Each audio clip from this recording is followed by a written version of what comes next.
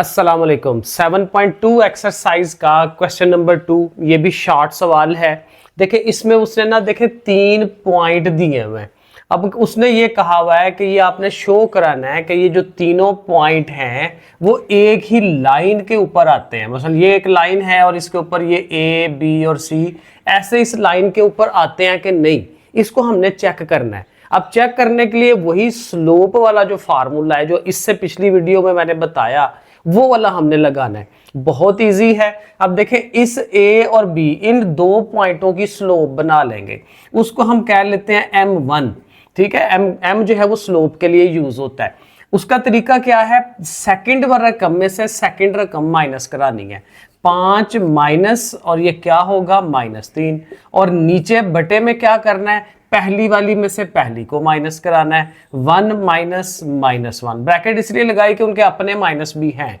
अब देखिए इसको हल करें, 5 और ये 2 माइनस मिलके ज़ाहिर है प्लस हो जाएगा और नीचे भी प्लस हो जाना है। तो 5 और 3 ये मिलके 8 हो जाता है और ओवर में 2 है और 2 से 8 डिवाइड होके 4। तो m1 हमारा 4 आ गया कि इन दोनों में स्लोप 4 है। अब इसका और इसका कर लेते हैं ताकि इसकी स्लोप का पता चले। अगर उसका भी आंसर वही आता है तो इसका मतलब वो उसी लाइन पे होंगे। उसको आप कह लें कि ये m2 है। अब इन दोनों का वही काम वही तरीका कि दूसरी में से दूसरी माइनस, असल में इनको y कहते हैं, y2 माइनस y1।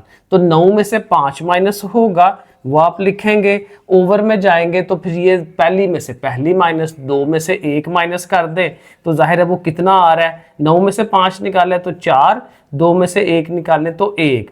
अब इसका आंसर देखिए 4 आ रहा है और वो भी 4 है, तो फिर दोनों बराबर हुए। और बराबर होने का मतलब ये है कि उनकी स्लोप एक जैसी है, उनका एंगल एक जैसा है, तो वो एक ही लाइन के ऊपर वाक़ई हैं। तो हमने एक नीचे लाइन लिख देनी है कि ए बी और सी जो है वो एक ही लाइन पर वाक़ई हैं।